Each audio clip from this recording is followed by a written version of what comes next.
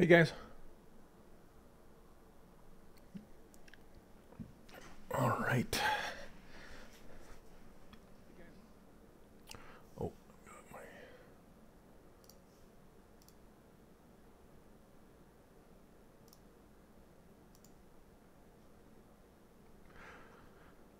how's it going? I'm just trying to get set up here. Set up.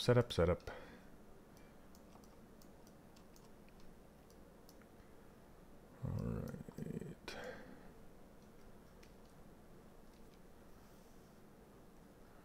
Let's get rocking.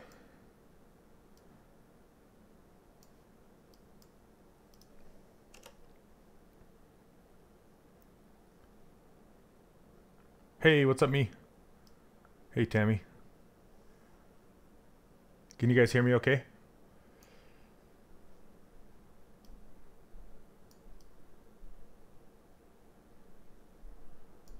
All right.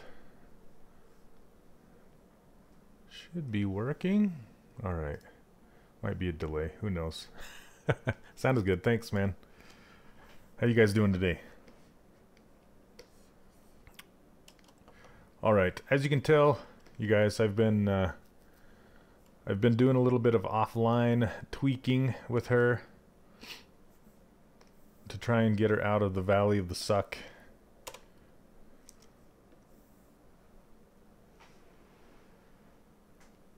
All right, cool. Good job. Good deal. Good job. Good deal. Hey, Sean, what's up? Hey, you're over on YouTube. What's going on? All right. Let's see. I'm just trying to get more likeness out of her, and it's proving to be rather difficult on this one for some reason. Oh, cool. How's it going, man? Yeah, happy Memorial Day to you too. Today, you guys, non-US people, if you didn't know, today is Memorial Day in the US. It's a holiday. Most people have it off work.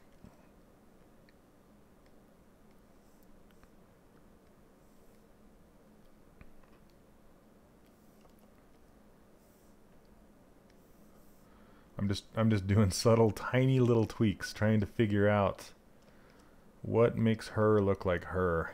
And it's yeah, like I said, it's proven to be a little bit difficult. Hey, what's up over on Facebook? How you guys doing?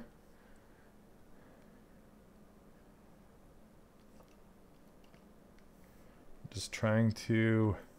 I shrunk her eyes down. If you want to see the difference, so I've spent, maybe an hour, maybe hour and a half on this, just kind of from last week. I'll show you, just offline. There you go. She had gigantic eyes, and it's not working on Twitch. Try and reload it. I do have several people over there watching. I can see it working for me live. I don't know why it's not working for you. Sorry about that. Anyway, this is before, this is after. You know, I messed with the hands a little bit, added the logo on her chest. I'm still not satisfied with where she's at, I guess. So I'm just trying to work it out. Her upper eyelids are huge. Like, so, they're so thick. And I really want them to be that thick because it's part of her design, but my goodness, they're huge. I want to make sure I'm on, okay.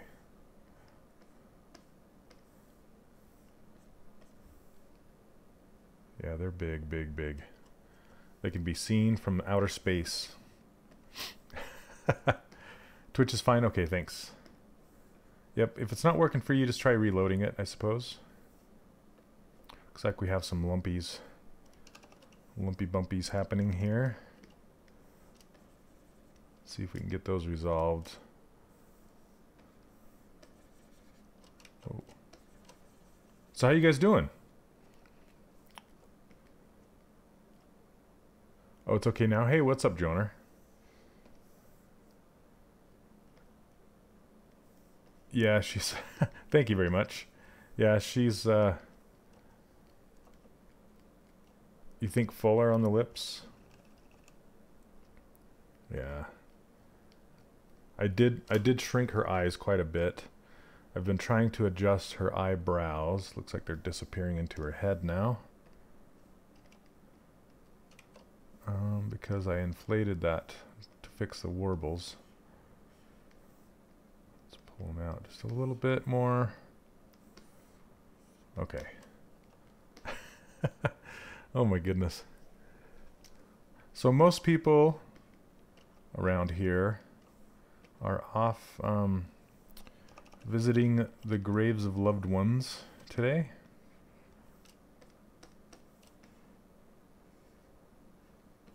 And honoring the heroes of the fallen soldiers.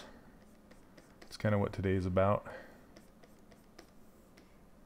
Just kind of smoothing. Is that a word? Softening? I don't know how much I want to soften. I'm going to thicken this bridge, though, of her nose. Oh my goodness me, I do have to work at it every time. Not sometimes, every time. Hey Pradeep, how you doing, man? Welcome again to the stream. Good to see you back.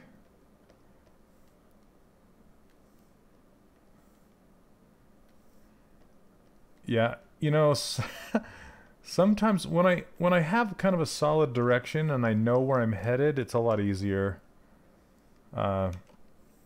But sometimes I even when I do have a solid direction like this, you know, it's still a challenge for sure. I'm gonna push this in by the eyeball here.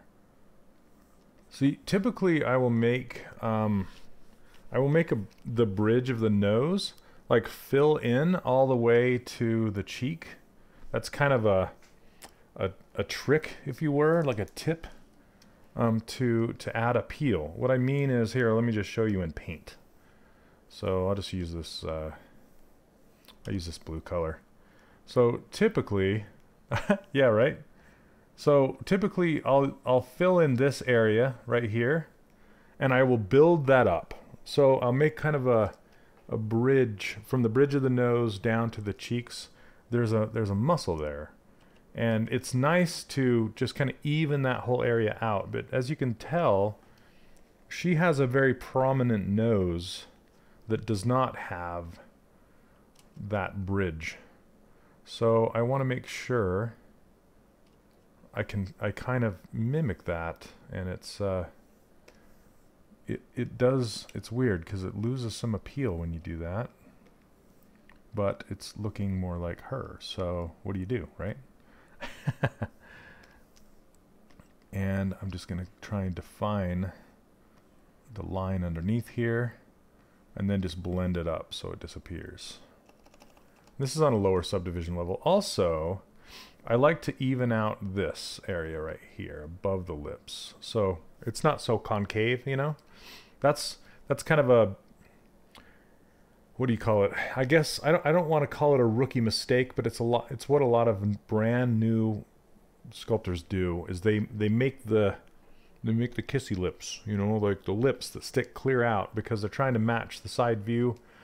And I know it's typical to have a curve in your lip. You can't really see on mine because I have hair all over it, but the curvature right here, it kind of gets more appealing if you even that out. And right here, all the way across. And it's more of a stylized thing for sure, because yes, it exists in anatomy. You know, that whole, I don't even know what it's called. So then I was going to build out the teeth for you guys, so you can, because a lot of people ask, how do you build the teeth? Well, I'll show you. It's not too hard.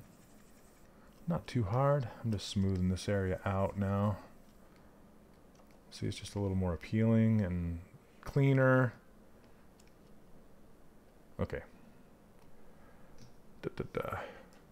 Filtrum. Oh, yeah, you're right. You're right.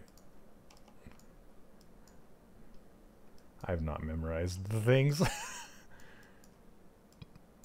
No dyno, no Moon Mixer. I'm doing the dyno next week. So the deadline for this, whoa. The deadline for this is the end of the month. So which is Thursday. So I wanted to do some poses for her. And then next week I'll get to the dyno because I want to get the dyno done for sure.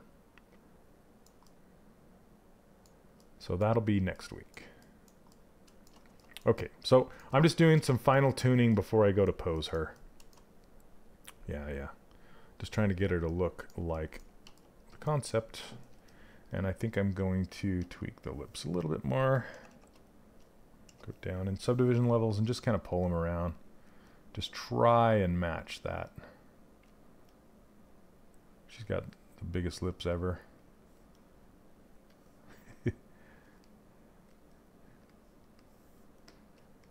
June 15th, is it? I don't know. It probably is. You're probably right. I'm not really competing, as it were. I'm just kind of, you know, doing it for fun. So, hey, what's up, Mike? Anyway, how you doing? Let's see. Hey, Jared. Yeah, you're right. I'm because she's in a this is a T pose, like a generic T pose. So I will I'll be putting her in an expression when I pose her, so that will help. Yeah, but thank you very much for the advice. Let's see. Yeah, I'll be reducing this for sure, like coming down. Boop. Sultry eyelids. And thicker too. Goodness, look, they're even more thick than that. Okay. Oh, hey, Jow. How you doing, man? I don't know if it's Yao. Is it Yao? Say it like that. Nice to catch you live this time of day. This is my new time. I'm trying to let more people catch me live. So I moved it to Mondays earlier. So this is kind of my new normal time. So I'm glad you could stop by, man. So John Doe, how many subdivisions do I have? It depends on the sub tool. I just like different parts have different levels so far. Like this head. Let's see. So the face is at 5, which is I typically try to just keep each subtool that I have detail on around 1 million. So this head has 1 million active points. I don't typically go higher than that unless I'm doing, you know, crazy high detail, whatever. Oh, J-O. Okay. Okay. Cool. It's good to know. Thanks for clearing that up. Managed to post so many CJs from CJ's Elephant Antics. Oh, I'll have to go check that out. And Mike, I'm doing great. Doing great. I'm just trying to get that contract work done so I can get to updating the course. It's driving me crazy. And thanks you guys for being so patient with me. It's been difficult not to be totally focused on the course right now. Honestly, it has been. Oh my goodness. Okay, let's see. All right, but I'm almost done. I can see the light at the end of the tunnel. Okay. I think we're good. I'm gonna save this off, and we're gonna just do some fun little poses. Fun little poses. But I need to check, and this is gonna be boring. I just need to check and see if all of my subtools, I'm gonna delete this one, if they all have, I mean, I'm not gonna sit and go through and name all these. Hey Steven77, do you follow Twitch or do you follow me?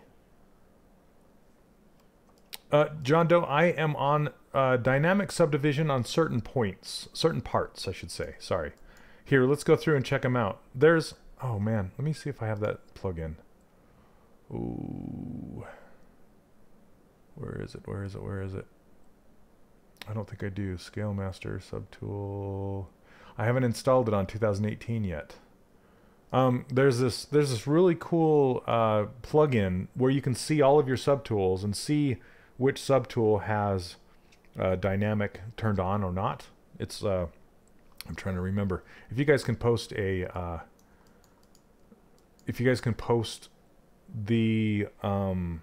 plugin that does that. I'm trying to remember. I can't even remember the name of it today. Man, my brain. Come on. Let's see. She looks a little like 2000s Angelina Jolie with those thick brow arch. Yeah, yeah. For sure. Okay, let's get this. I'm just checking. So every single subtool needs to have its own unique name, and I need to check these out. I don't know. Oh, this is my temporary. I need to hit delete, not duplicate. Come on. All right, and we have Z Scene Manager. Thank you very much. Yeah, Z Scene Manager. And yeah, that'll allow you to see if the dynamic is turned on any of these. So I actually subdivided the headphones, and I added some support loops in here. So if you follow me personally on any of my social media, like I have an Instagram and a Twitch. I have Twitch, but I don't put a notification out on Twitch. So Instagram, Twitter, Facebook, and Google+. So if you're, well, even on LinkedIn too. So if you're on those 5, if you follow either 3D Character Workshop or me on any of those, I typically put out a notification just on like Facebook. It doesn't come to your email or anything like that. I'll just say, hey guys, I'm going live in 30 minutes, so you know. Hey, what's up, Ash? How you doing? What? And now I'm trying. Sorry, you made me squirrel. So if you follow Pixelogic, you will typically get a notification saying Pixelogic is going live, and that's for every streamer, including Ashley. So that will, sometimes you'll get a little more, few more notifications than you may want. But I don't know how to send a notification through Twitch exclusively, like so if you're following me, because this is live on Pixelogic's channel, not my channel. So, hey, what's up, Matt Little Bear? How you doing? Okay, let's see.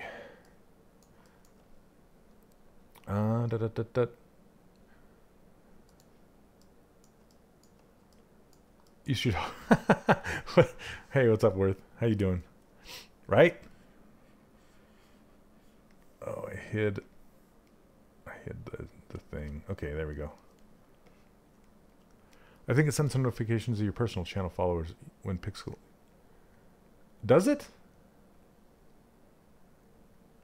Does it? Because you don't, Worth. You don't follow Pixelogic, but you follow me, and you still got notified. That's pretty cool. Hey, what's up, Paul? I did the hands offline, so I can show you. I'm still not completely happy with these hands, but let's see. What can I say about them? So typically with female hands, I will not add like the separations in the knuckles. I'll just taper them all in one long finger, I guess. Whoa, too smooth. Okay, so when they're orange like this, they kind of look like carrot sticks, and then her thumb's all just kind of like a thumb. So what I'll do is I'll spread them apart like that, and from the side, I don't know. It kind of looks like too cartoonish, I think. Yeah, I'm still not quite happy with these hands. I think I think what I'm gonna do is just fix them in the pose when I pose them. So I'm not. But here's what they looked like before. See, they were just horrible. These really weird hands. And now they're just a different kind of horrible. I don't know. I'm not happy. Hey Juan, I just pose them in here. I don't rig them. So I'll just use the transpose master to pose them. Sometimes if I go ahead and I make a game character out of my models, which on this one I'm not going to, I don't think. I know the Retrogasm competition wants you to, but I don't think I'm going to have time to do it. So I'm just going to pose her as is. But I'm going to put a little pinch across those knuckles. Yeah, they'll look much better posed for sure. They're not the best. They're okay. I've got this really weird... Anyway. Hey, what's up, Julian? How you doing? Yeah, I'm trying the Retrogasm thing. Like I said, I'm not really competing, as it were, you know. It just sounded fun. I just wanted to do it, but I don't really have the time to do it properly, you know, to make a game character out of this. So let's see. I just wanted to participate in as far as like just sculpting something, and it gave me something to sculpt during the stream, which is fun. Hey, what's up, Milka? How you doing? Thanks for joining. Is this how you would approach them in general for animation? Yeah. If you're ever happy with them, you're not trying hard enough. Yes. So hands themselves, they're kind of a character unto themselves. Like they are a beast for sure. But one good tip I can give you is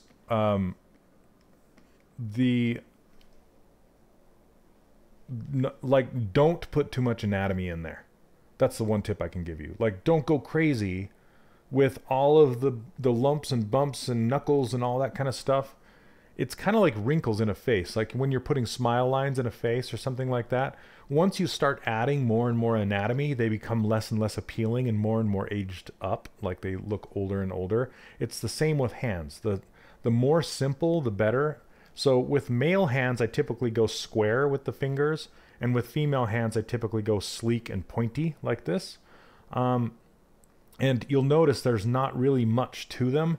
What I try and do is just get the fingers, the finger placement as looking as correct as I can. Looks like this knuckle could be lower. You know, I just try to get them looking as close as I can, looking okay. But yeah, I can noodle on hands forever. Just they're the beast. Maybe move this guy over. Ooh. Just subtle, and then there's kind of that big thumb thing. This big thumb pad. I only use technical terms when I stream, like the thumb thing. That's technical. Judy Jetson, yep. I remember Judy Jetson. So just to kind of get that, you know, that thumb movement, that's what the pad helps a lot. And then I typically will do some kind of some I don't even know what to call it. This pad over on this side right here. I should probably learn my terms so I can describe what I'm talking about. Instead of this, you know, sculpting this part, this thing, and that thing. Oh man, I'm horrible.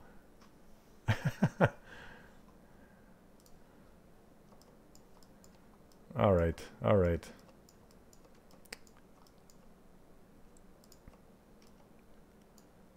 We need to take our models to rigging phase for Retrogasm. I think you can take them. I think they want you to take them to riggable. So not completely rigged, but riggable, meaning a game model. So the whole point of the competition is to create a model that would go in a game today. So game ready today. So this one is way high resolution. It's not even game ready at all. So this would make a game engine choke. But if I were to make her game ready, I would take her somewhere like Maya and do some retopology and then bake the maps on her and then get her ready for rigging that way. But I'm just going to test her out with posing and stuff, so I'm not too concerned about that. And this dress or skirt thing, see how you can still see the facets? So I'm going to apply this and then divide it a couple more times. There we go. And her skirt seems a little low on the hips for me. Let's see. I just want to look at all these poses and just kind of see if I can do anything else here.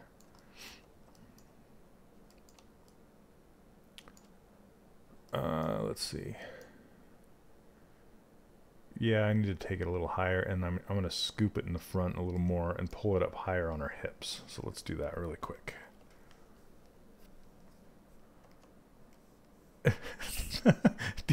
DD Studio.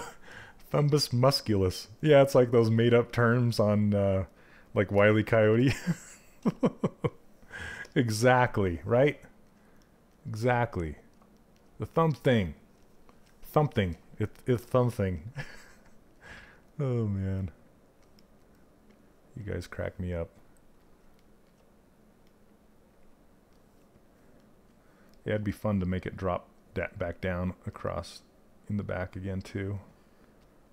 That's fun. That's more interesting than straight across. There we go. Gotta close the gap, though.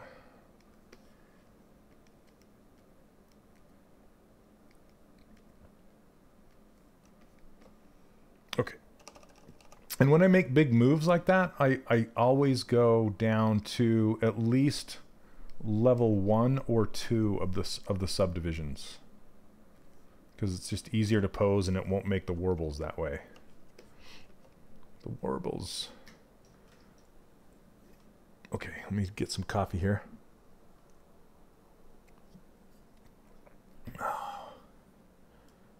Oh, what's up, Gary?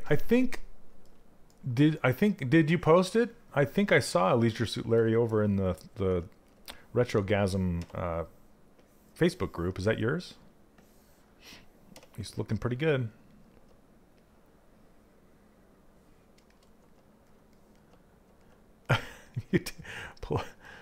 What? What is that? Pollicis brevis. Is that the thumb thing? Thumb thing? Oh my goodness. Horrible. All right. Okay. Do they use preview smooth in animation films when rendering to keep the mesh low poly? Yes, they do, Pradeep. As far as I know, I don't make films, so I only kind of know how that works. But I believe the muscles that make that thumb pad. Oh, okay, cool. Thanks, man. All right. Yeah, you did that? Yeah, it's looking pretty good, man. Not too bad, not too bad. I'm going to shrink these boots up just a little bit, too. Boop. All right. Render time smoothing. Yep, they use that Catmull-Clark smoothing with displacement maps, I believe, in UDIMs. Yep, no warbles allowed. Get them out of here. Okay, let's pose. Let's pose. We're getting 30 minutes of tweaking. I think we're done here. Let me save this one more time. Boom. And then I'll show you how to pose this thing. Now, what I typically do... Right. Yeah, they're still low resolution, but not low as in game resolution low. They're just... the higher the resolution of the mesh, the harder it is to rig and to animate and to pose and things like that. So they still typically do low resolution, but not like a video game. So, but they're getting closer and closer every day, where they kind of match. You know, the film and the game models, they're getting quite similar. Okay, so let's see. I'm trying to think of which pose. I kind of want to do this pose right here, because that's very iconic of her. This one. Hey, what's up, Kushwa? How you doing? Okay.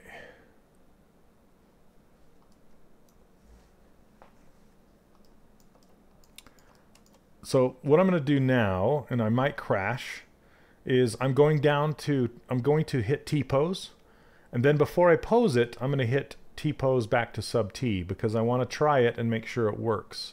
Because typically I'll go through and rename all of these things to make sure nothing is, or to make sure all of the sub tools have unique names. But I don't want you guys to sit and watch me rename all these because that'd be boring. So I'm just going to try it. So I'm hitting T-pose mesh, and it's going to be all blue when it's done because that's the color I have chosen. There we go. Oh, and I have some flip normals. So you can see the boots are flipped, the skirt and the top is flipped. So when I go back up, I'm going to have to flip those. Okay. All right. So let's go back. Let's see if it crashes. All right. Let's see. RB Gaming over on YouTube says, hey Shane, one question regarding 3D print. Multiple Dynamesh subtools merged as one tool, but not Dynamesh. Still is it's printable? All subtools are solid though. No, it would not be. You need to actually merge them all together and then Dynamesh, because what that does is that gets rid of the internal geometry.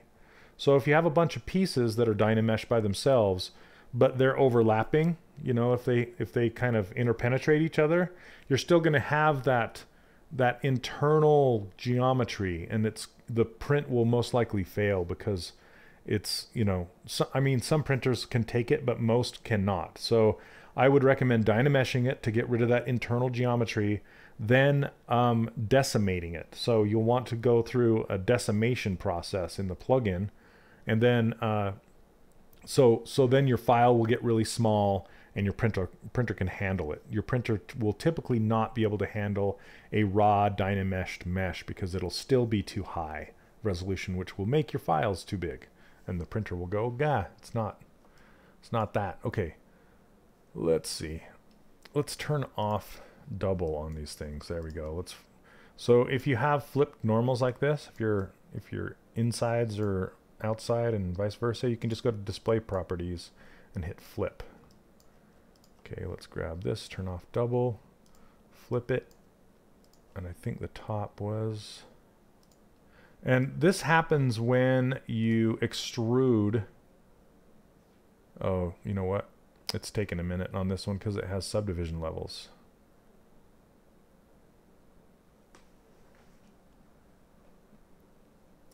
All right, Moonmix. Cool. All right. This is taking a while. Good thing she's topless too. It's nice.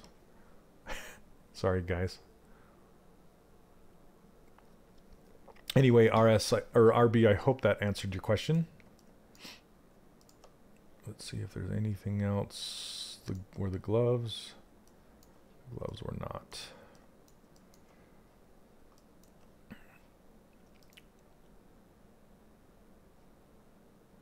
Subtool master. I wonder if I can do... Okay. I was just seeing if I could do on subtool master. This subtool master is something you use if you want to do a certain thing to every single subtool in your list. And I was just seeing if there was an ability to turn off double-sided on all of subtools, but it doesn't look like there is. So RB Gaming, yeah, that's okay. So what you typically do for that is, and I cover this in my course. I have an online course, and I have a bonus lesson where I talk about exactly what you're trying to do. And basically what I do is I will duplicate the before and after. So I will duplicate a new one, and then I will combine it and Dynamesh that, and then project the high details from the old one to the new one. But I will typically use the plugin called Dynamesh Master. So Dynamesh Master holds all of the detail better because it will allow you to do 1.5 million polys on a Dynamesh, and that will keep your details better. And then, yeah, then just project it. That's kind of how it works. Your channel, Shane Olson Art. Yeah, so that is my personal channel, Shane Olson Art. This is Pixelogic's channel that I'm streaming on currently. So I hardly, well, I should say, I have not been streaming on my personal channel lately. So, all right. Okay, so let's do that again. This time I'm going to go to light gray, and let's try to T-pose this. Hey, Francois, how you doing? Oh, looks like, okay, that's, everything is flipped. Looks good. Looks good. Okay. So this looks like it'll go up and down. So, or when I say up and down, that means down into T-pose mesh. That's kind of how I think about it when I'm visualizing it in my head. I'm putting it into a posing mode, and then I pose it, and then I'm going back out to high resolution mode. So that's kind of how I think about it when I pose stuff. So, hey, what's up, Stefan? Over on Facebook, how you doing? Yeah, we're good friends. Mutated Jellyfish and myself. We know each other in real life. Okay, so let's show these poses. Let me see. Okay, I might just do this first pose to start with. Yeah, let's just do this first one, because then it's not in my way. I don't know if I have each one of them cut out separately. I'll have to see, but I'm just going to do this. This is kind of an easy one. So, all right. What I typically do is when I start to pose is I focus on the hips first, then I move outwards. So here we go. And I make sure I have symmetry turned off or it'll mess up your model. And I'm just pushing her to one side. She's going to have all her weight on her right leg, and then twist like this. You have to ignore the legs. You have to ignore everything else. You're just looking at the center hips. Yep. Right on. Hey, what's up, Vijay? How you doing?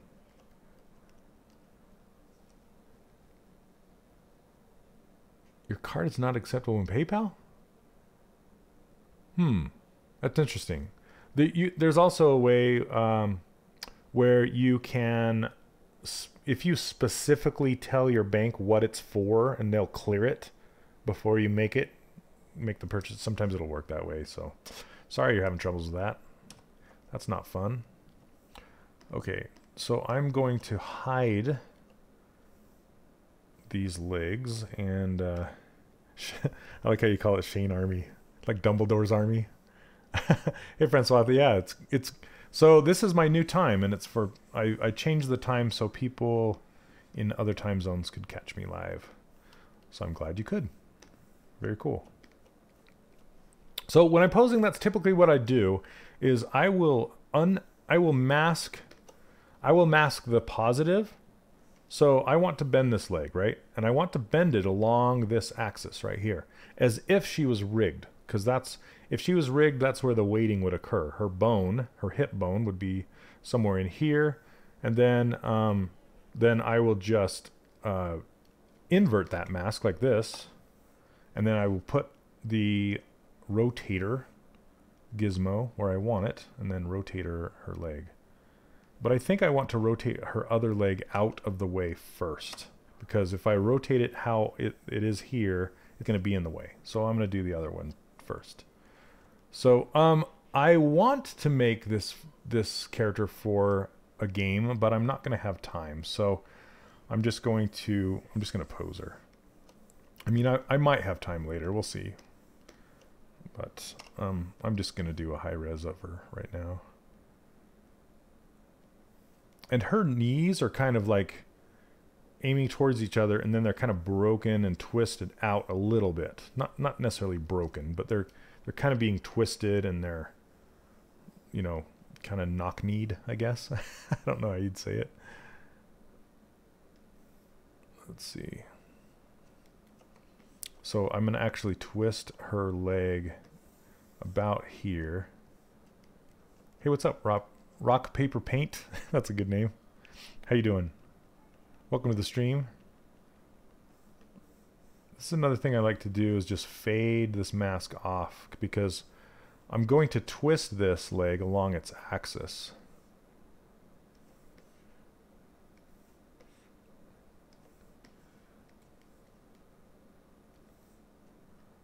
So I'm going to try and stick, you know, get the gizmo sort of in range here, and then kind of twist it along here, just because I want that knee to point inward a little bit. So I'm cheating it a little bit here. Okay.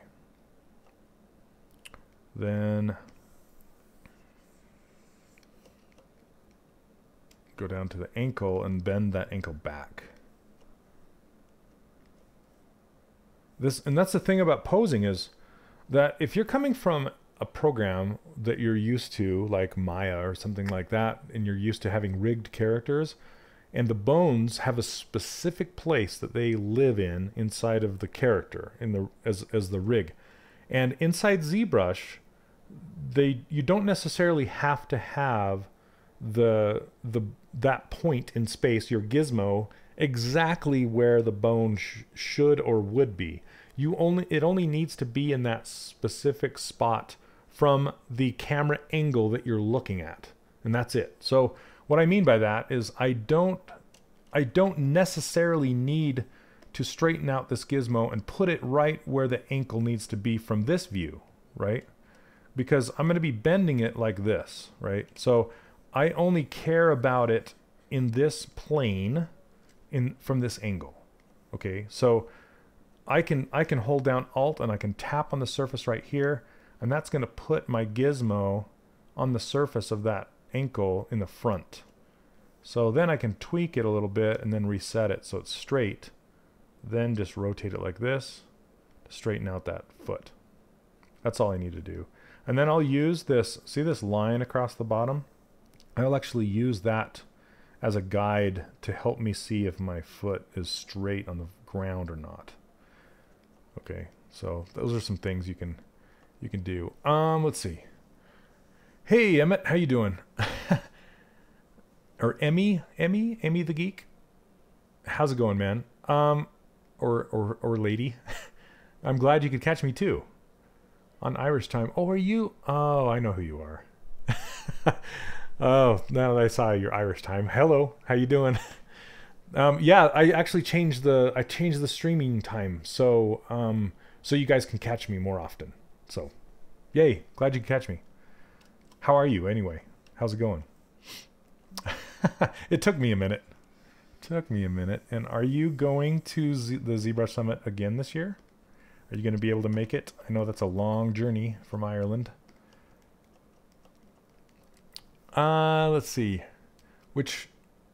Okay, Bridge says, what's your upcoming enrollment schedule like? And for the classes, the live Q&A times would be-ish. I really want to do it. So I do have, so I'm going to be doing my next enrollment.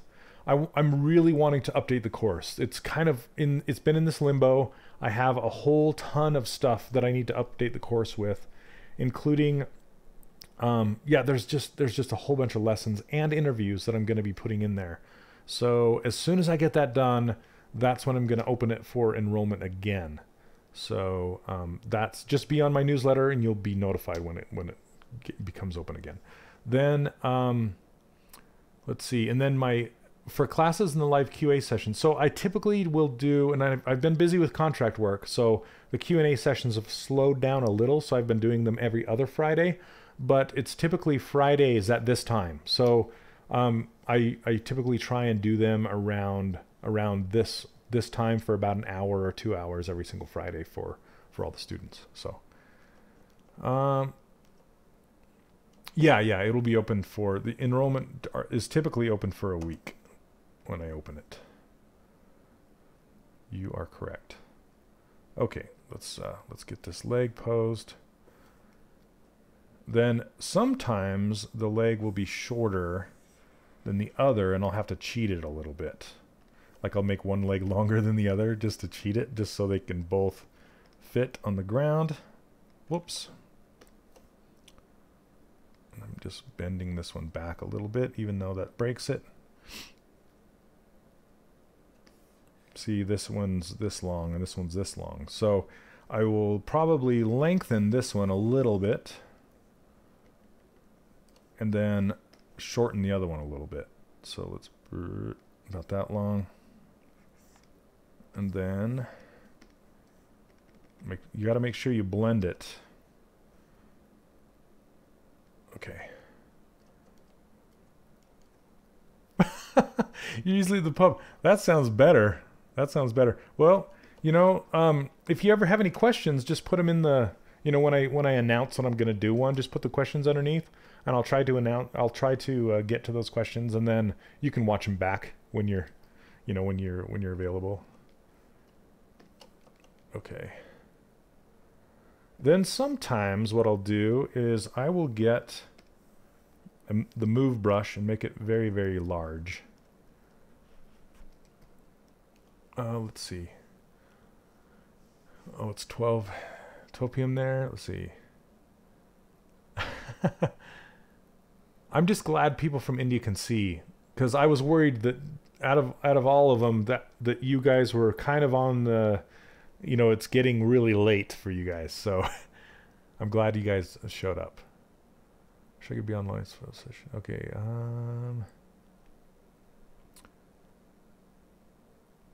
Are you learning? Okay, let's see. So anyway, what I was saying is, like sometimes I'll just push the appendages into what I want. So I can mask off this entire half, get a really large brush, and just kind of nudge things. So I can nudge this a little further in, invert that, nudge this way, just to get those knees a little closer, you know? Something like that. And then I'm just looking for the straight line, and then it kinks at the knee like that. That's what I'm looking for. And then the bend at that ankle. Okay. So this arm is almost where it needs to be. It just needs to hang down straighter. But what I'm going to do is I'm going to bring her upper body back and it typically bends here, right? At the waist. So, and you don't have to mask everything out at once. You can hide things. Like see how I missed this skirt right here? What I can do is I can hide this stuff. Then, you know, then mask it like that, and then mask the rest. Unhide it, and now just her upper body is unmasked and her lower body is masked. So now I can blend this and blend it up. And you might wonder why I blend it down and then invert and then blend up, because if you'll notice, ZBrush, when I blend a mask, what it does is it starts where I have it masked and it blends it into the mask. So if I tap on that surface, if I'm holding down control and I tap on the surface, you can see how it blends into the lower half, right? Well, it didn't blend upwards. So I will sometimes I'll get a line across there if I go to bend a sculpt or something like that. Then what I'll typically do is invert the mask, and then I'll blend it. See, watch this. See how it blended up? Now it's blended on both sides of that mask line. And sometimes I'll blend it multiple times on both sides. That way you'll get this nice, sweet blend between the two. Okay, so that's why I'm doing that. Then I can just bend it back. Now she's kind of standing straight up. But I really see how she's kind of kicked over to the side? I'm going to break it a little bit. Let's see if I'm just going to try something. Yeah, I just want to push. I want to push her more that way. And it is breaking this in here, so I'm going to have to go back in and fix it with a move brush. But I really want that weight on this leg and then kicked over here and then going back. So let's see. I don't know if you can see that. So it's straight, kink, straight. So it comes down, kinks, and then straight like that. It's not actually too bad here. All right. You guys yapping with each other? All right. Can we learn in India through ZBrush?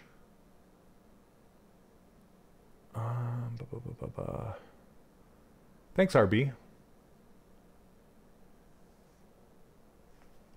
Yes, I actually have I have quite a few students from India. Oh, hey, Caitlin, how are you? Well, I'm very glad. Let's see. Man, itchy. Okay, let's mask this off here. We're gonna bend that arm down. I might, well, I'm trying to think if I want to pose her hand. Sometimes I won't pose the hand when I'm in T-pose master mode. I'll pose it later. But up to your ears in 3D prints. Ah, nice. I saw your the Stormtrooper. It looks so good. So good.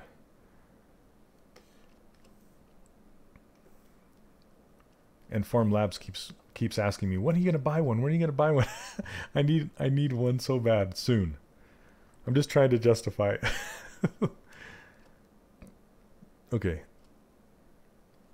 And hey, I had a question for you, Caitlin. Do you ever do you have problems with the gray versus like the black or the clear? Because my friend Steven, he was having troubles with the gray printing. So I was wondering if you had problems with that. Hey, what's up, Ashton Creatures? How are you? Welcome to the stream. Hey, Stefan over on the Facebook. How are you doing?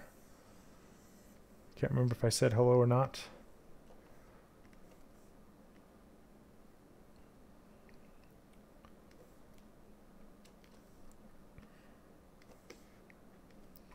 We're just posing today.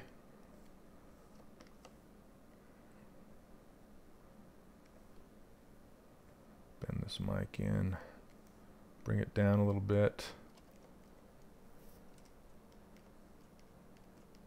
Oh, thanks, Ashen. How have you been, man? It's been a while. A lot of cheating is done while posing. No. So you don't want to cheat a lot, just a little bit. It's the gesture is more important than perfect, you know, the joints being perfectly proportioned with each other. As long as it looks good, then you're fine.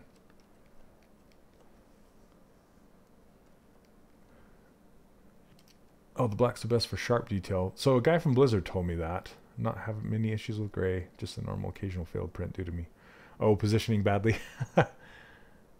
Hey Moon Mix, I'm actually ordering some new ones that look way better than last year's. So I'm going to be giving them away to some of my students based on I'm still trying to work it out.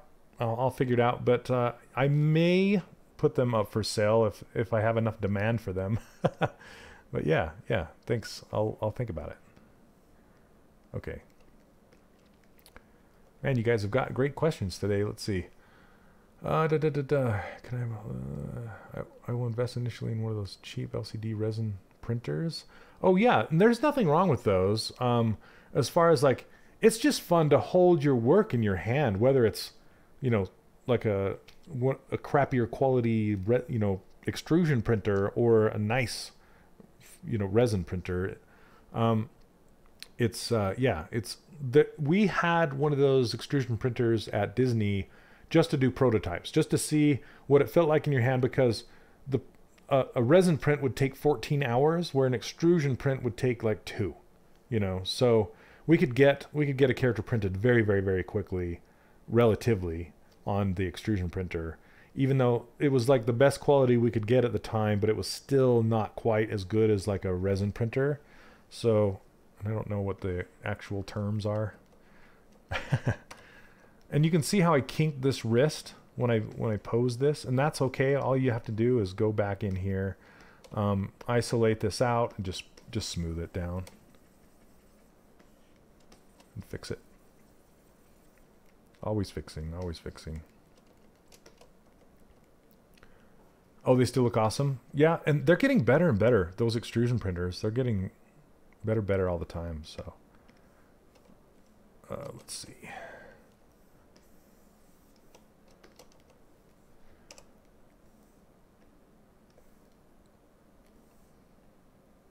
So what I typically do when I'm posing for hands is I'll get whatever they're holding and I'll place it right in that thumb cradle right there, and then I'll pose the fingers around it. Same with this angle here.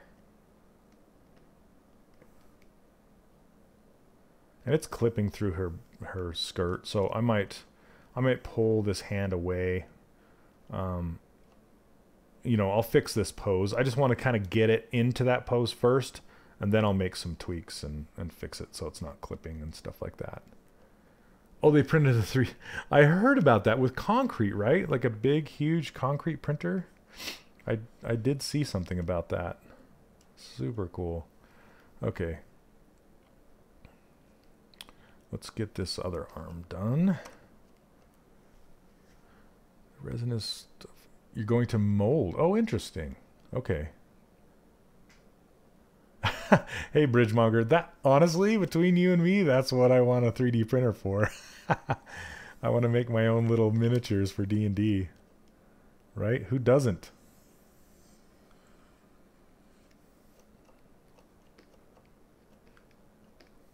There's actually one, a place called Dwarven Forge that prints out like actual like dungeon pieces and stuff and molds them and sells them. They're really cool. Okay, let's see. I want to kick this back like this.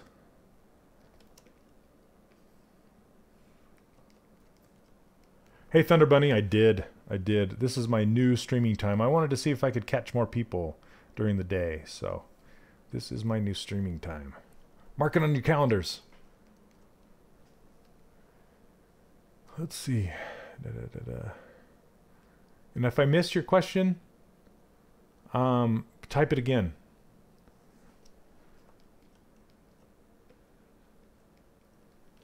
Let me look and see if I'm missing any questions. I apologize over on Facebook. Okay. Facebook's kind of slow, but it's good. Oh, you're usually at work now? Ah. Watch while you work. They'll let you. Okay, let's see. Now sometimes, see how this elbow, where I want to bend it, is kind of hidden inside this glove. So what I need to do is hide this glove, then just mask everything off till that little nubbin. That's a technical term, nubbin. And then we'll bend it back up here like this.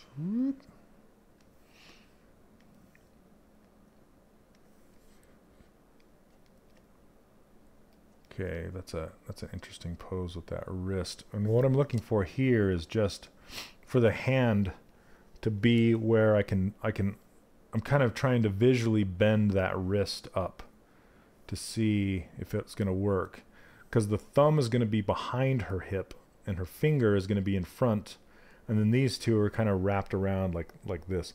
It's funny because this is her pose all the time in the old DreamWorks game, right? That is her pose if you look at all of them. See, look at her hand in all of them. They're just like, they're like this. You know, because they didn't really rig her hand. It's just stuck in a pose.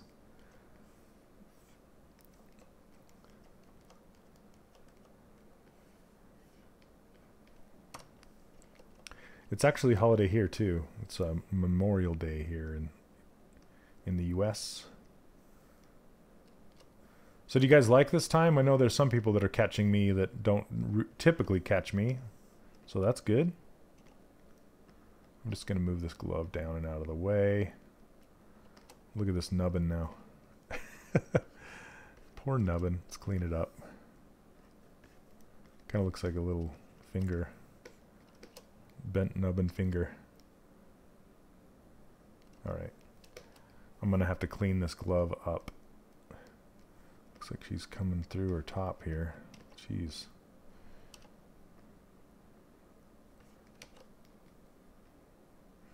Get in there. Sorry about that. Rated G, kids. Okay. And I want to lower. Let's see.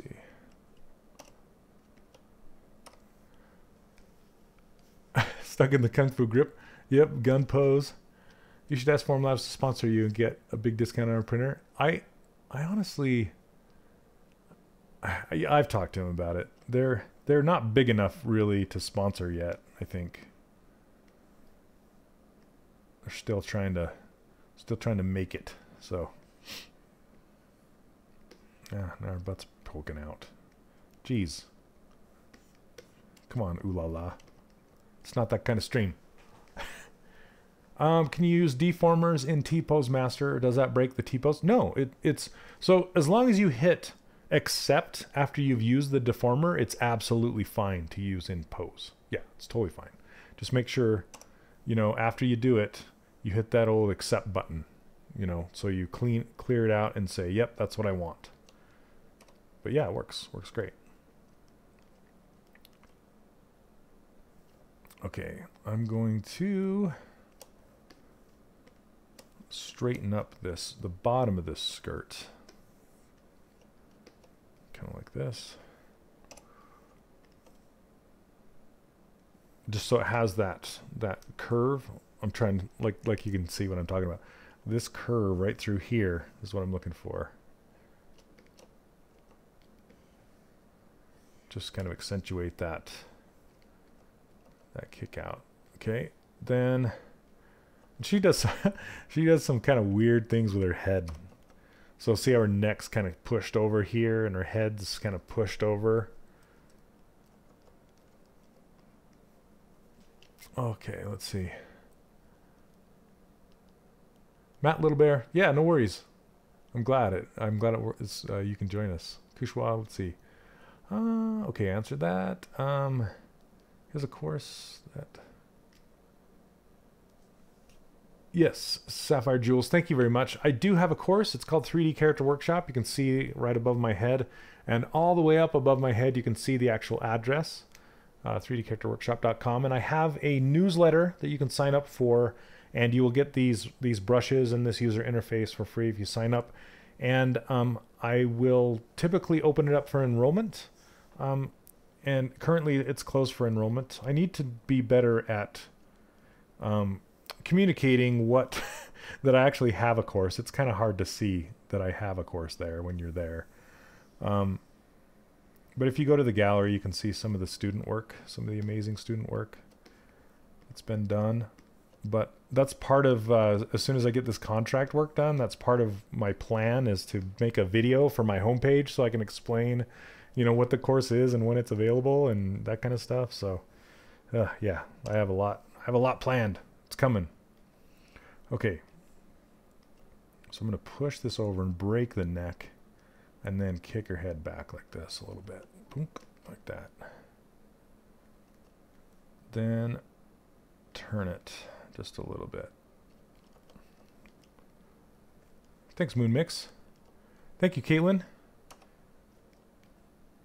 Yeah, Caitlin does some amazing stuff. Amazing stuff.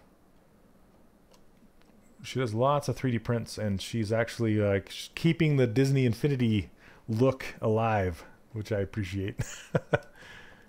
Caitlin, you should look into some, just, I don't even know how, like, what licenses for that would be. Or if you can just do it as fan art, I don't know.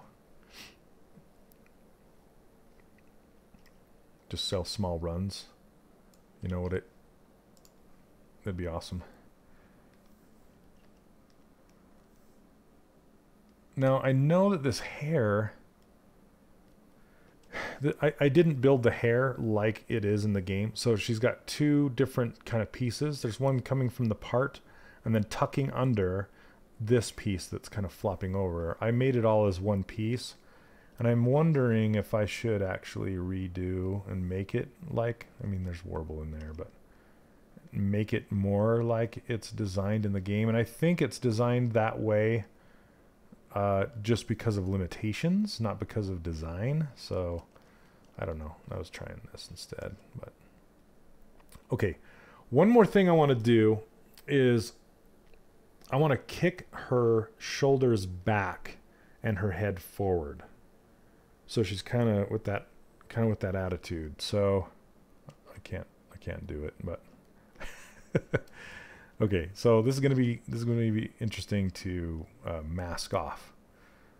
Okay, so I probably should have done it earlier. Cool. Yep. As long as Mickey doesn't come knocking at your door, going, you got to stop that. That's all I'm worried about. Not really. I'm not really worried about it, but you know, that's why I haven't done it personally. So I'm just like, are they gonna come and get me? Because they know who I am and know what I've done, and you know, yeah, we know what you've done. Okay, so I want to mask this off because I'm gonna bend it back here, and same with this skirt.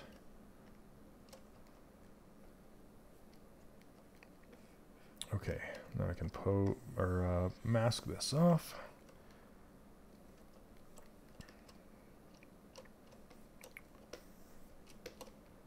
Okay, so I'm going to do the blend again. But Caitlin, I for one would love one. I would love one. Okay. How do I keep myself focused? I don't know. My wife would tell me that I'm not focused, so. Okay. Like, what is coming? That's the microphone. Okay. So I want to bring this back and really push it. This is going to be where her attitude comes from, you know, like.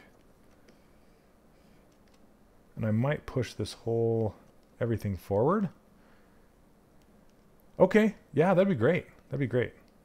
I need to talk to you about the 3D printer stuff anyway, because I'm probably going to be getting one, so maybe we'll trade STL files. That'd be fun. Okay. So bend this back. Hey, the wear sheet from Paris. How are you? Oh, thank you so much. Do I have any tips against procrastination? Yes, I do actually. And I learned this from my friend Alan too. He said, and I can't remember where he got it from, but he said, try what you don't want to do or you're procrastinating. Just try it for 5 minutes. And then if after 5 or 10 minutes, if you're not into it, then go do something else. But typically, if you get started, that's the hardest part. If you get started, more likely than not, you're going to keep going and complete what you need to do. You know, if you're going to be doing it for 5 or 10 minutes, you're going to keep going, you know. That's the hardest part is getting started. So, and then I actually love this Pixelogic stream for that very reason. It forces me to work on something. Like I have to work on something every single week and show you guys what I'm working on every single week. So it's like this big kind of, you know, I wouldn't say cloud. It's this itch, this big thing that's going, you gotta do this and keep going. So this is kind of my personal work outlet, and I get to talk to you guys about it, and so it's been great. I really, really enjoy streaming live for you guys. Look, I think I might have, did I mess up that microphone? No. Okay. Now I want to bend her head forward. And then, you know, there's deadlines on contracts, and those always help too. Okay, so there we go. Now she's kind of kicked forward. That's better. And that actually helped get the skirt away from the microphone a bit. I still need to push it out, and it looks like her wrist got pushed really skinny. Till we stop you from working with chat. No worries, no worries. I enjoy it. I enjoy it. Let's see. I think I can kick her head even more up and back now that I've pushed it forward. Okay, let's see. I'm gonna hide this so I can get to her neck. Her neck is super long. That's all right. Okay.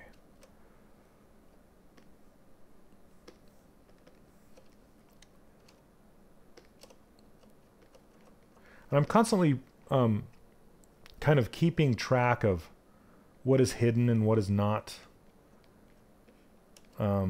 So then, like, if I don't know if you saw, but I know in my head that her collar and her top is not masked. So if I inverted this mask and then I unhid it, that's not what I want. I want it to be masked with her body. So you kind of have to keep things in your head of what is masked when and how to do it. So when her body is unmasked, then that's when I reveal it. Then I invert the mask, so then just her head is available to pose instead. So, and I want to turn it a little bit. And then I want to actually make her look in this direction a little bit more. Get that asymmetry. There we go. Then I think I am going to pose her fingers not in T-pose mode. So I think that is it for now. Let's see. Joanna, yes.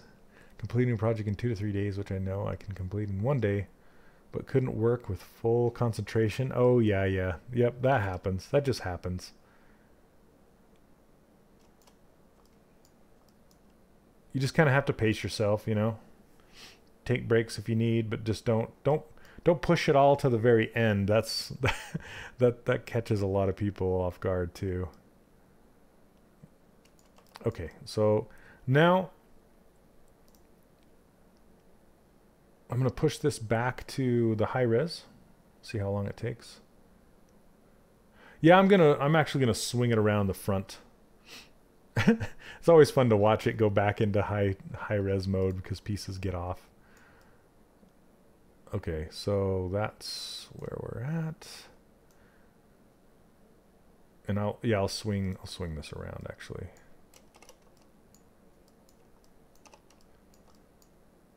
We can do it right now. Thanks for the reminder.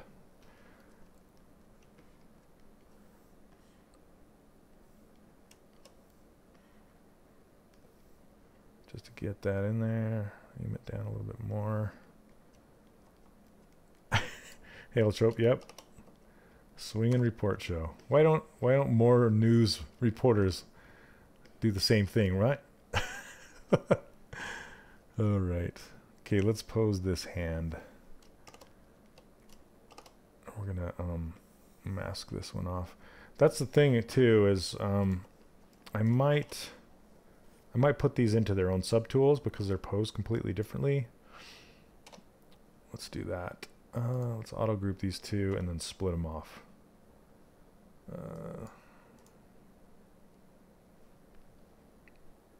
So I don't know if they have subdivisions. I don't think they do. I think they're just dynamic. Yeah.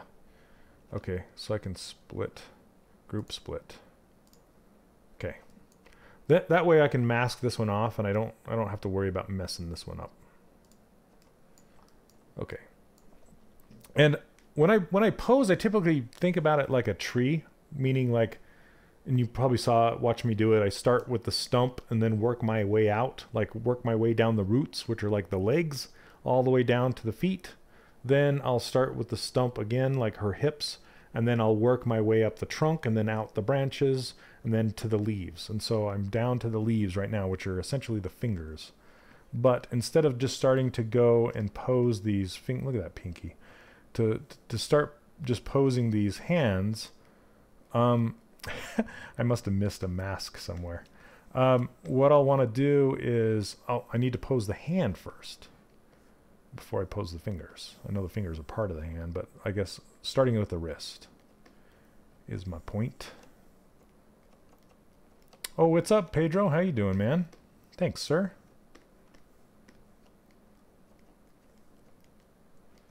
Okay.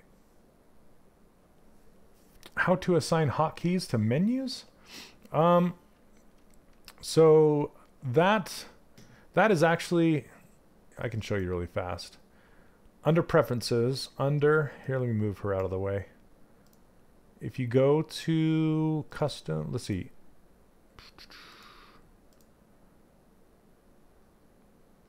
This is, so you can create a new menu right here under custom UI. You have to have your enable customize button turned on. So if you turn this on and then you go to custom UI, there's these menu things. These are all spacers. And then you click on this create custom menu. It'll make a menu. Then you can also pull this over. But how you do that is you after you make a new menu, what you do is you hold down Control and Alt and drag different pieces into that menu. What I'll typically do is I'll mount that menu over here. So this is my custom menu right here. This 3DCW, this comes with my user interface. If you grab this little circle, you can actually drop it right here. So here's the menu right here.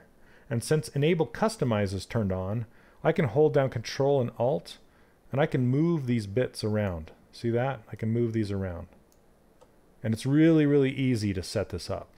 And then when you're done, you just you turn off Enable Customize, and then you go Store Config right here, and that will store it, and then it'll save your configuration.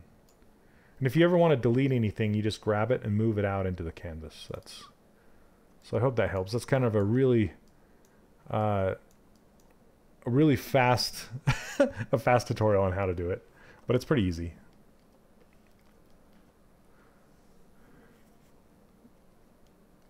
Let's see.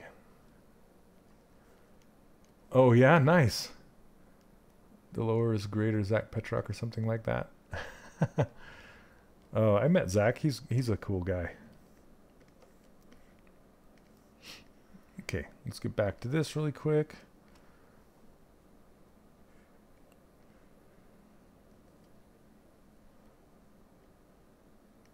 I should probably blend this a little bit more up the arm.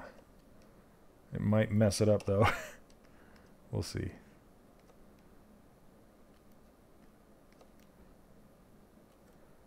Okay, let's try it again. So this outer circle is based on the camera angle. And I use that the most, because I can get the exact angle that I want.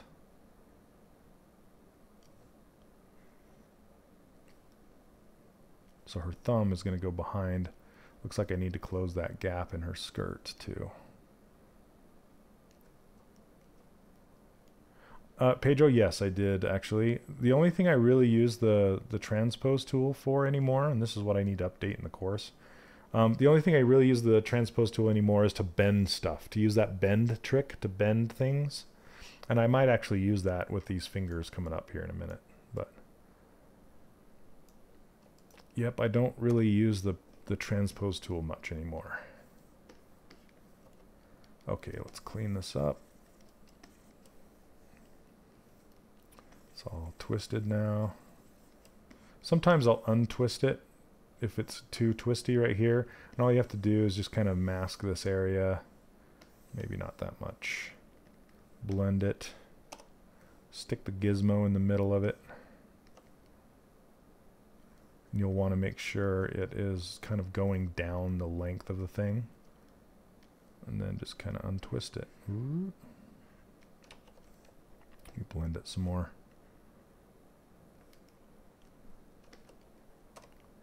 There we go. Then I can get the inflate and just slowly increase this because I lost some of that volume.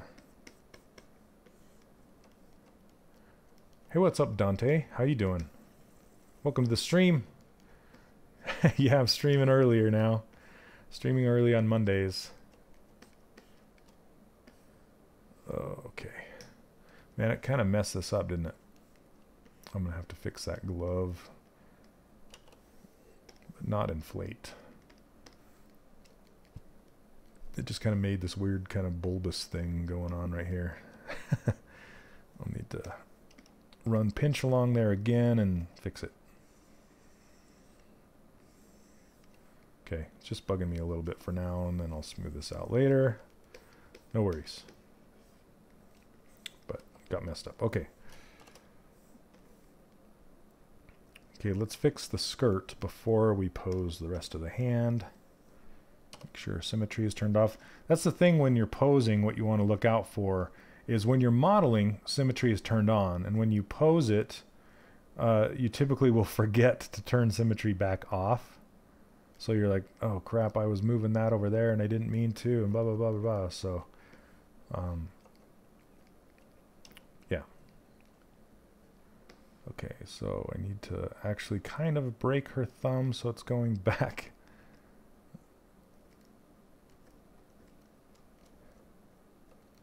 Okay, I'm on the hand again. Then what I can do is turn on transparency so you can see the thumb. It's like being stuck in there. Oh, the key. Okay, the hotkey. Okay, okay. So that's really simple. All you need to do is, in the instructions, when you download my custom user interface, the instructions will tell you how to do that.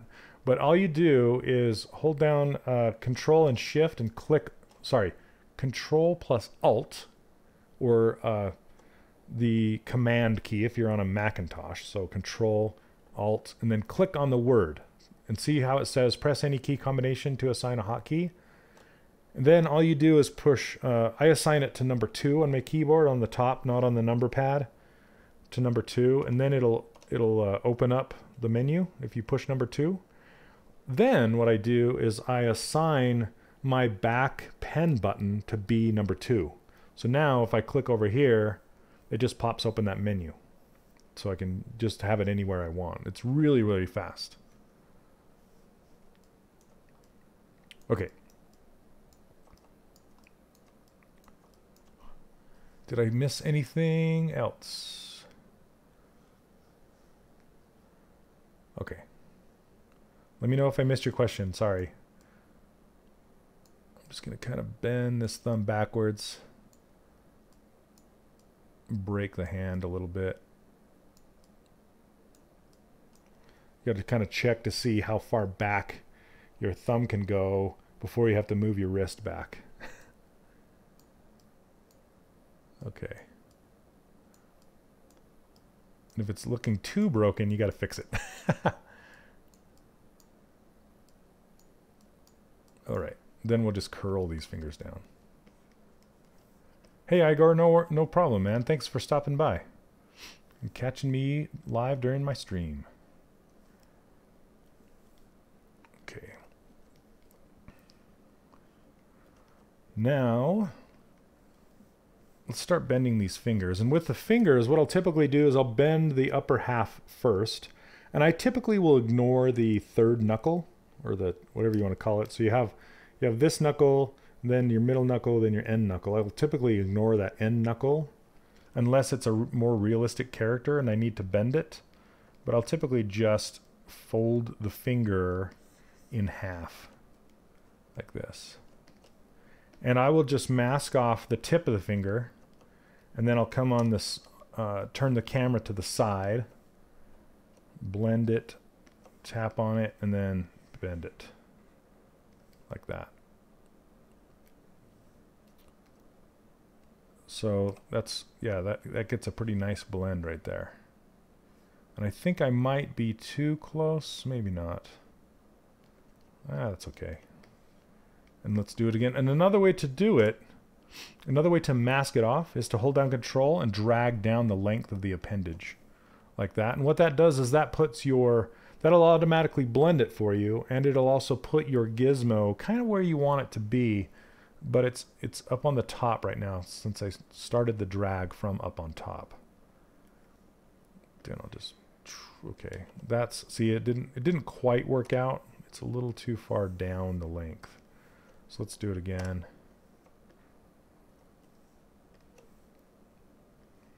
And sometimes I won't blend the mask on fingers because it'll give me a better bend, and you can use the move to kind of move it into place and then smooth to clean it up. So it's not the best. So let me do it again. And you don't have to bend the finger from in the center of the volume. If it's not working out, you can put your gizmo up here and bend it from up here if you want, if that gives you a better bend. You just kind of need to experiment with it until you get the bend that you kind of want.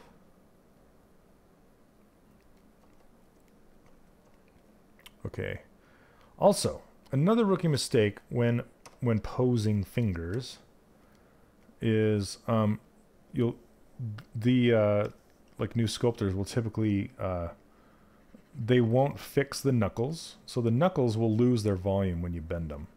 So you want to bring that volume back to the knuckles, and then you need to close them up. So a lot of new posers will bend the fingers like this in a pose, and they're when you go to close your hand, they naturally all come together. There isn't any space in between your fingers. So if they're closed even halfway, they just look so much better when they're all together, no air in between, unless there's a specific pose that you're doing, like this one where she's kind of clawing and kind of has her finger out like that. So anyway, can't we just use rigging for posing? Sure you can.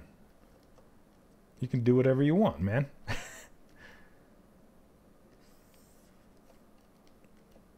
But it would take me a much longer time to rig this. I couldn't do it live because it would take me too long. And I'm also talking while I'm doing it, so it wouldn't necessarily take me this long. Oh, hey Mason. Thank you very much. Sorry, I know there's a lag over on YouTube, so you probably say, "Hey, how's it going?" and then I answer 5 minutes later. But thanks so much for watching. Okay. Now that I have those bent, now I'm going to start with this finger, kind of come up into here. Let's solo this. Blend it and bend it. Which is better? Are you talking about which is it better to rig in Maya or pose in here? They're two different beasts. So if you're going to be doing a lot of posing, I recommend posing or getting it rigged and posing it in Maya, right? But if you're just doing one-offs, especially for like 3D prints or for illustration, stuff like that, there's no reason for you not to rig it. Sorry, I said it backwards. If you're doing a whole bunch of poses and you're going to be putting it into a game engine, you should rig it. If you're just doing one-offs, then just use this tool, the T-Pose Master. There you go. Sorry, I was focusing on posing this thing. Okay. Now I do want to make her finger a little bit fatter here.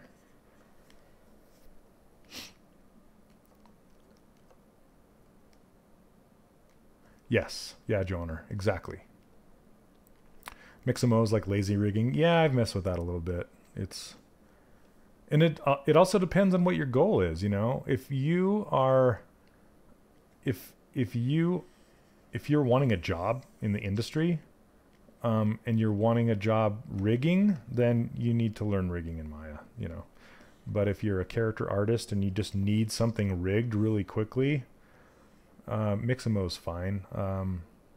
But it still might show poorly on your portfolio if it's not rigged properly.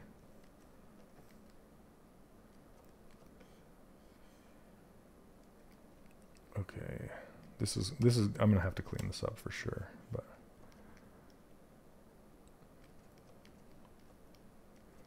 okay, but this is essentially how I pose my hands. Is I just, hey, what's up, Subcus? How are you? Welcome to the stream.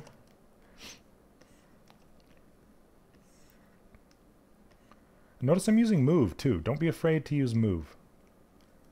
It's not just rotate. It's just whatever it takes to get the pose correct.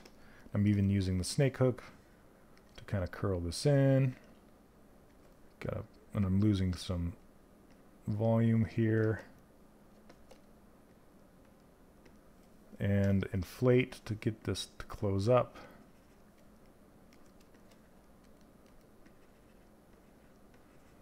It's not just using rotate. Oh, looks like I smoothed this too far away. Let's see. Use all the tools. So you want to close this up.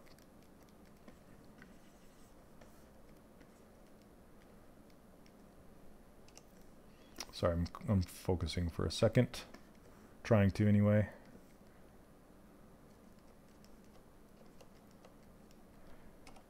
This is where you lose all your details you put in a pose. Like, this is, like what kind of details, I guess. Man, look at that up in there. That's pretty bad. It's like getting really pushed up in there. So I need to pull this down. You can also hide a portion of your model and fix it that way. Not that you'll see what's going on up in there.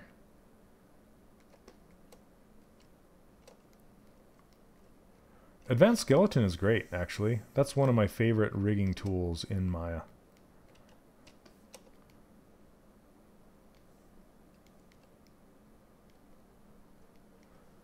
Let's see. Oh, sometimes the nails, yeah. Let's see, basically, I just want to smooth this out, is what I'm trying to get to. Still hidden up in there, but...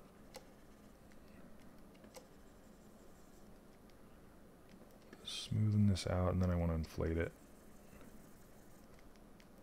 Not that you're going to see it, but still.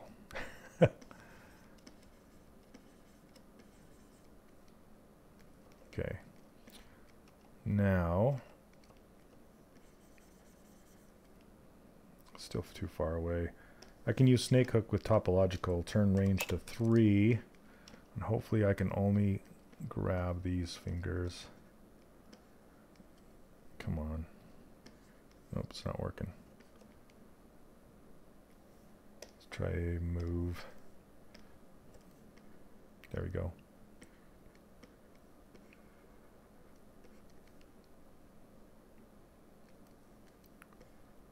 Fingers are hard to pose. And they all want to kind of point at each other.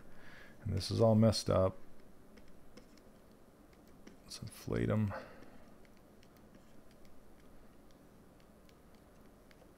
And see how this knuckle's big and the others are small. Go back and like rearrange. And this is kind of sticking out weird.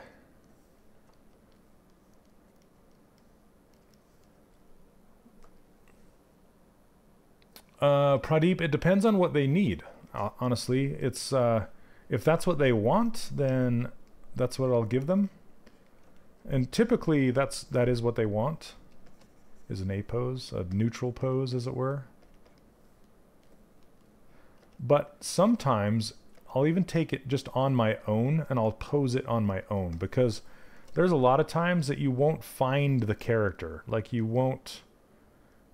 you're missing a lot of the life in a character if it's in an A pose. You won't really, it won't look good, if that makes sense. Okay. Now we just want to bend this a little bit right here.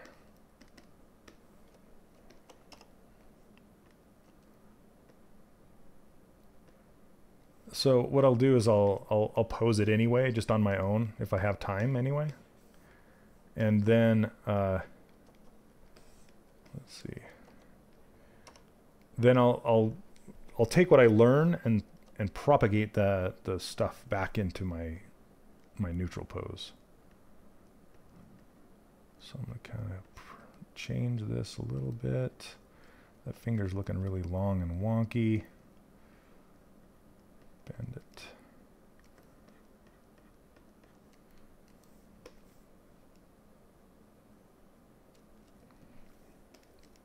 Sorry, this is like right in the valley of the suck right now. I want to pull this middle finger out. See how it's all tucked in and looking weird? And this finger is looking kind of twisted and rolled inwards. Is it the same process for more extreme poses? Yes, exactly the same, Potato. Thanks for joining the stream, by the way. Yeah, so I did, I posed Spider-Man, for example, for Disney Infinity, and this is exactly how I posed him.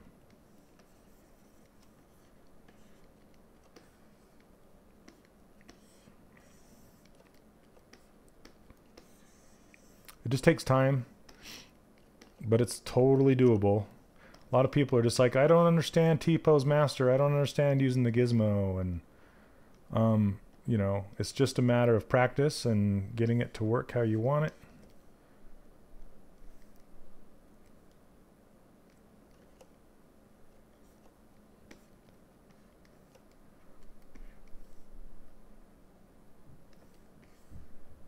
There we go.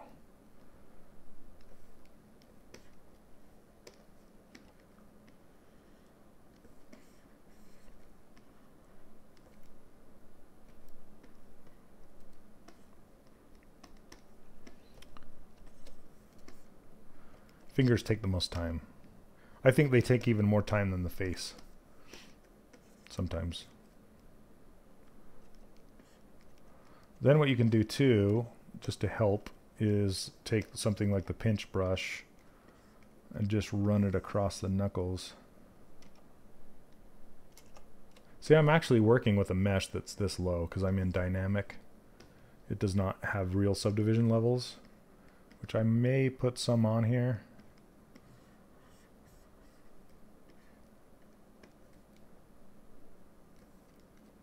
And I also want this to curve up. I still have that other hand to pose to. It's 138. Okay. We're doing okay.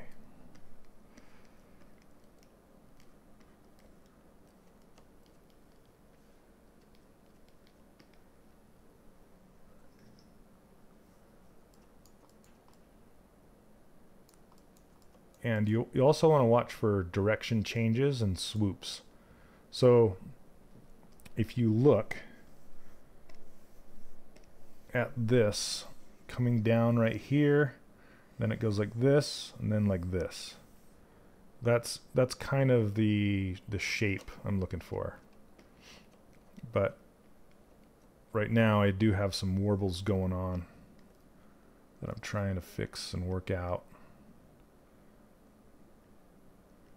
Because I can even make a knuckle, make a shape change, go like this, then like that. You know, that's another shape thing that I could do.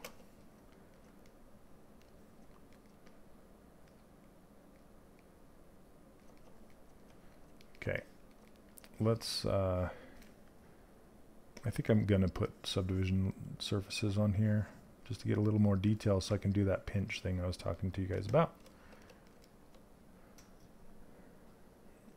Okay.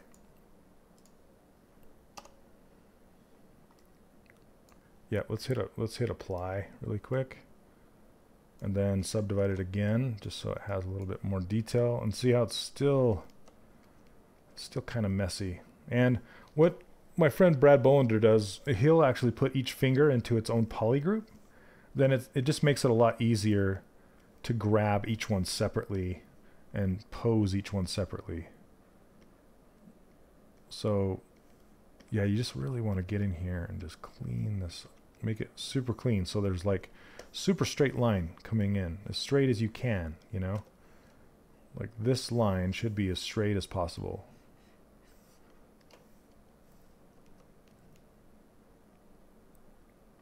Yeah, it's not magic. It's just, it's work. It is. And I want to get this finger a little closer, and see, now it has this weird lump thing going on right here. Gotta clean that up. Let's pull it forward.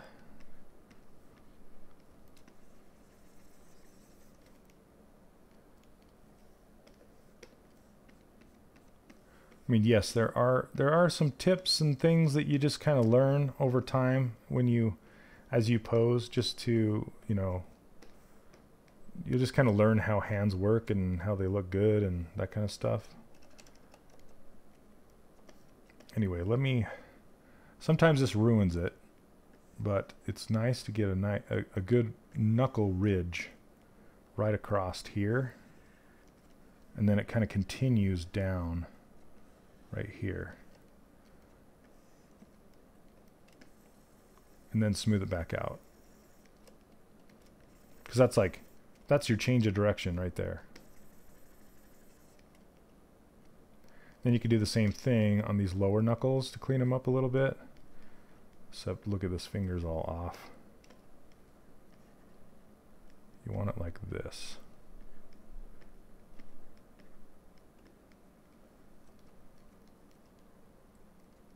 Bridgemonger, I don't.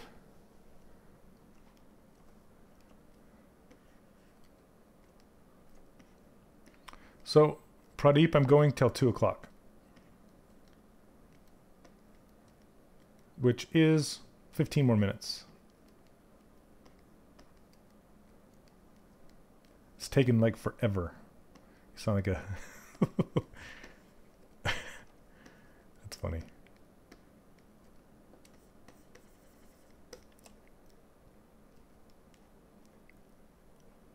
Do I ever sculpt a character already posed? Not typically. I did one time for an exercise, but not typically.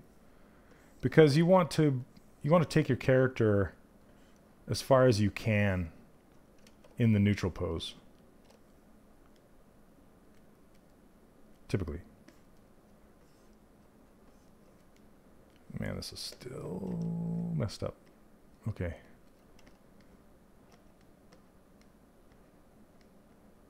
Just trying to get this finger straight. Get this finger straight. And if you guys are impatient, it's going to show in your work. You have to be patient and just go over every single thing bit by bit. If you just want to hurry and get it done. I try and hurry just because it's boring for you guys if I don't.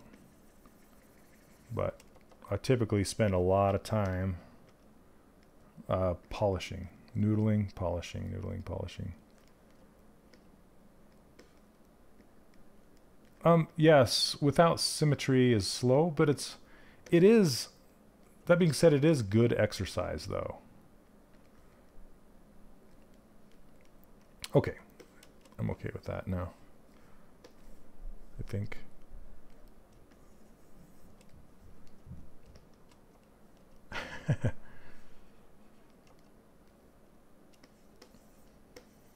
Okay, so that, except for I don't want her finger running exactly down the line of her skirt, so I'm going to pull it down just a bit. And it needs to look like it has weight on it too. And that comes from kind of that break in the wrist, the plane changes, stuff like that.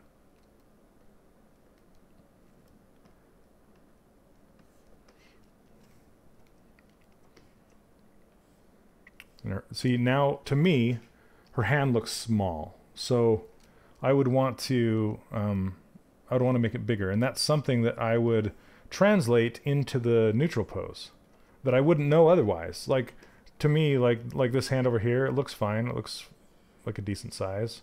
But now that it's posed, it looks really small and thin. So I would want to, whoa, not that much. I just want to make those fingers a little bit thicker. It just looks small to me.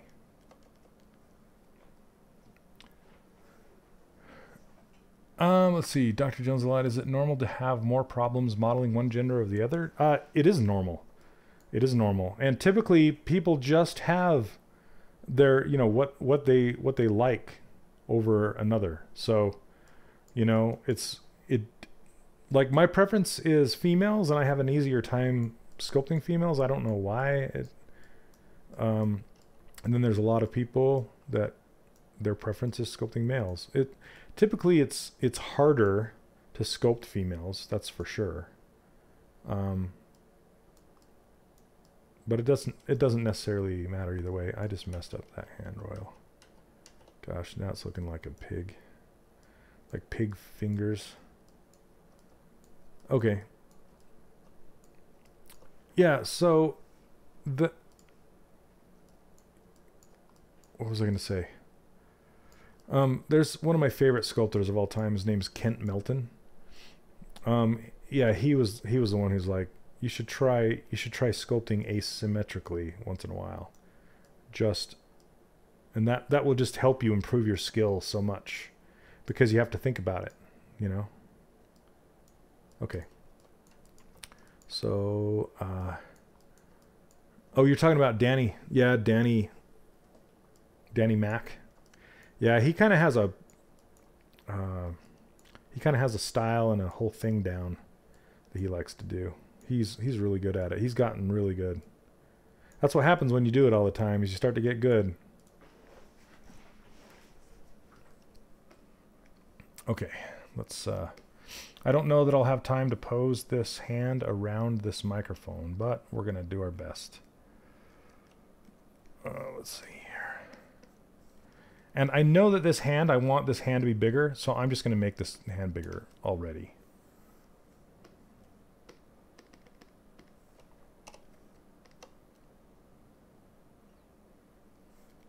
Just a little bit. There we go. I'm going to do the same thing to this one. Did I get her thumb? Yes, I did.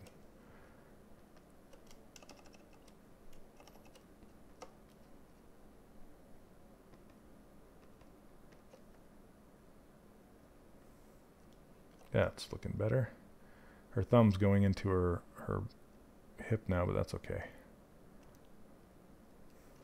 Okay, see, that looks, I like that better. It just feels better.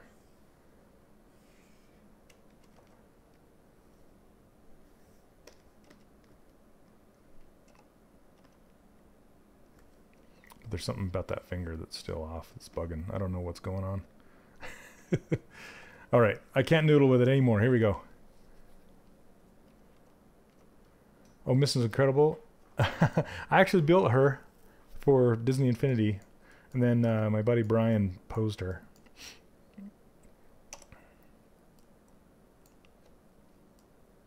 Come on. Get over here. There we go. Whoa.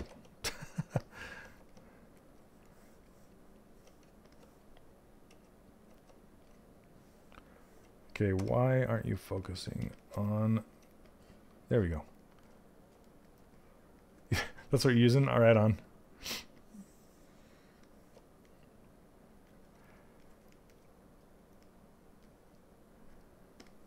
Oh, Ray? Yep. Matt Thorpe did Ray, I believe. Let me see. On this one, I'm going to do it opposite, actually, because her hand needs to grasp the microphone differently than a posed hand on the hips. So I'm going to bend the hand at the knuckles first, which is a little different than the other way that I did it. I do. Yeah, I know Mike DeFeo. Saving, saving.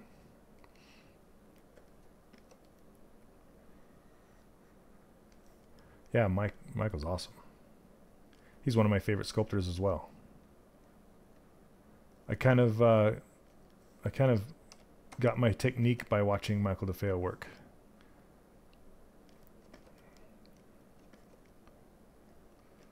But he's came to CTN a couple times, so I've got to talk to him.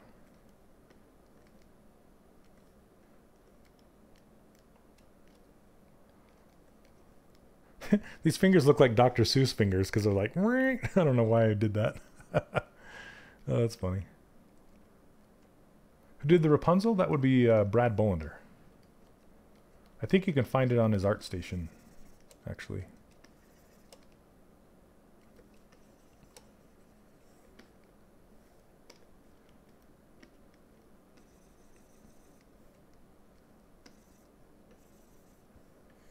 Brad Bollender is in New Zealand now.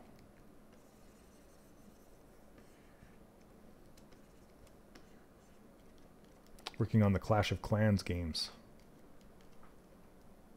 Is he older or just have white hair? That's a good question. No, he just has white hair.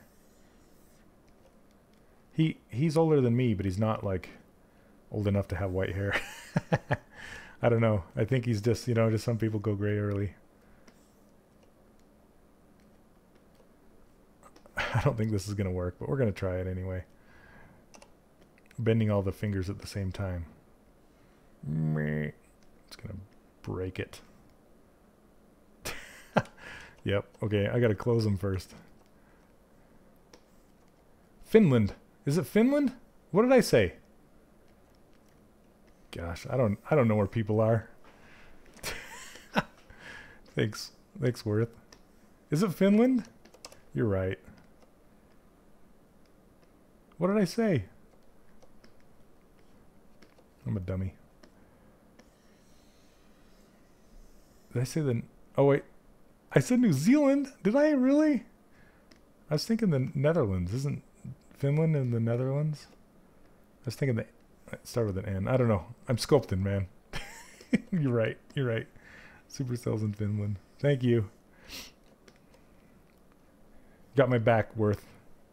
Jeez.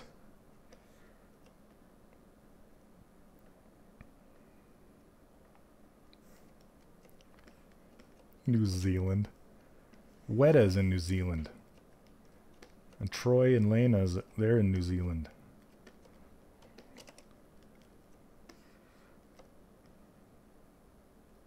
Gosh.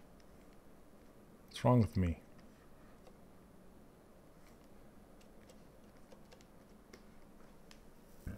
Excuse me. Oh yeah, yeah. Yep, she's got them hips.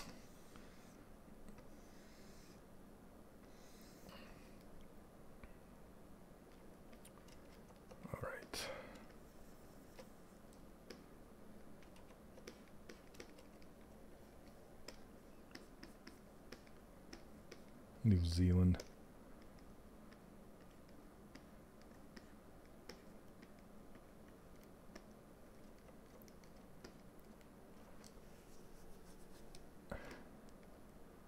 All right.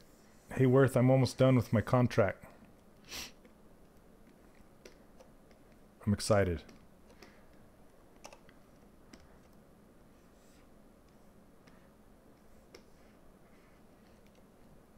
I think I am going to bend the last bit of these fingers around the mic.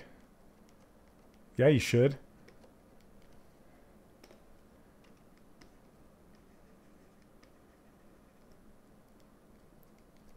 Thanks, man. So close. So close.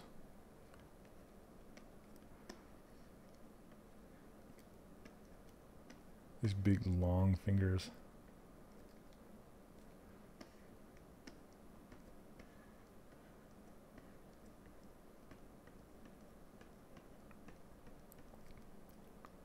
Five more minutes. I'm trying to get it done, but my fingers are not, they're not good. Oh man, they look like sausages. Schnausages.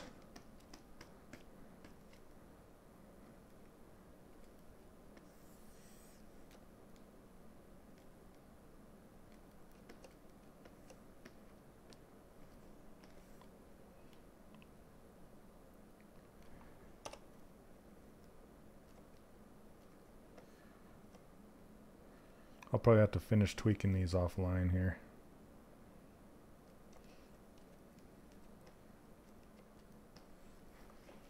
Let's see.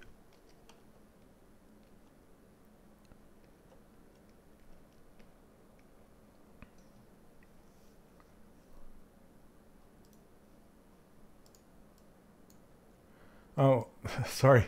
Sorry it took me so long to get to your question, Sebastian. So, Sebastian over on Facebook was wondering, why am I doing 3D from 3D? And because in my course, I do an online course. During my course, I say, don't ever model a model. And it's true in most cases. This is like the only, I think the only case I would say it's okay, because this is specifically a retrogasm competition where you're trying to bring something that was done back in like the older console days, what it would look like in today's consoles.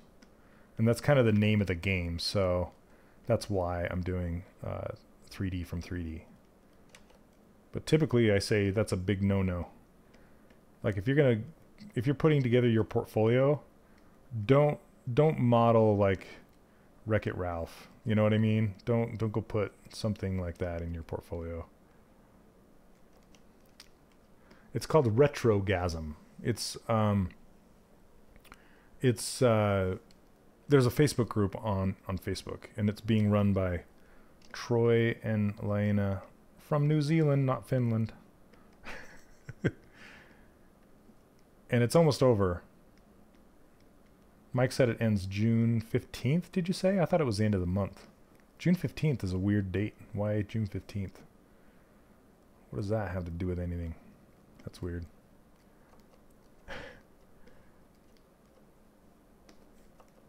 Yep, and I think, dude, I think my friend Leslie's gonna win. Leslie Vandenbroek, he's a good friend of mine from Blizzard. He did Lara Croft, but a Lara Croft is in like, what would she look like? The old Lara Croft in the new console, and he did a fabulous job. She looks so good. Hey Sumerian, how you doing, man? I don't have access to it right now. Maybe during another stream I could.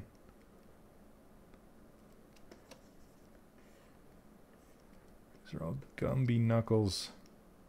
Gumby Knuckles. Leslie is a boy, by the way. I know it's typically a female name, but it's a boy. It's like a man named Sue. He has good humor about it, though.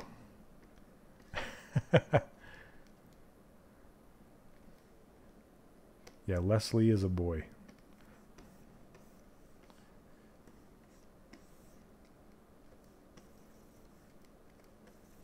I'm just using polish to flatten these fingers, and then I'll smooth them back out a little bit. Oh, no worries. He gets it all the time. Email, I can't, man. It's because it's copyright.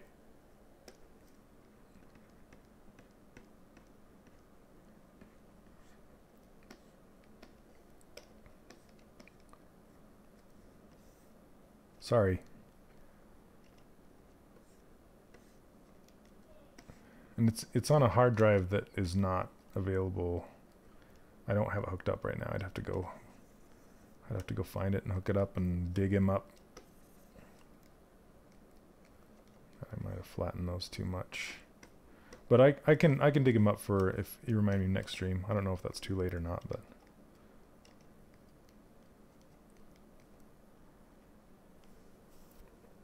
it's a male name in the UK? Yeah. Leslie.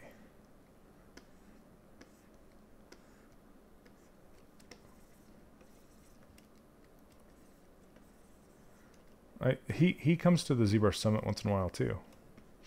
Super cool guy. He works on Heroes of the Storm at Blizzard. There we go. It's not too bad. All right, guys. There we go. Oh, man. Going, going, going. All right.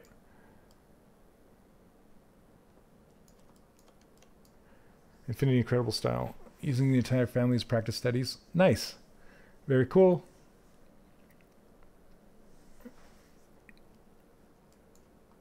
Did I put details in parts which are not going to be visible, like the inner fingers? Yeah, I will typically, because you don't know what pose she's going to be in all the time, so... oh,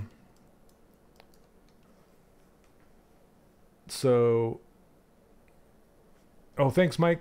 Thanks, guys. Yeah, John Doe, this is, if it's for a study, but, you know, if you're going to do a model, if you're modeling a model and you put it in your portfolio, like on ArtStation or something, it's always going to be judged against the original model, you know.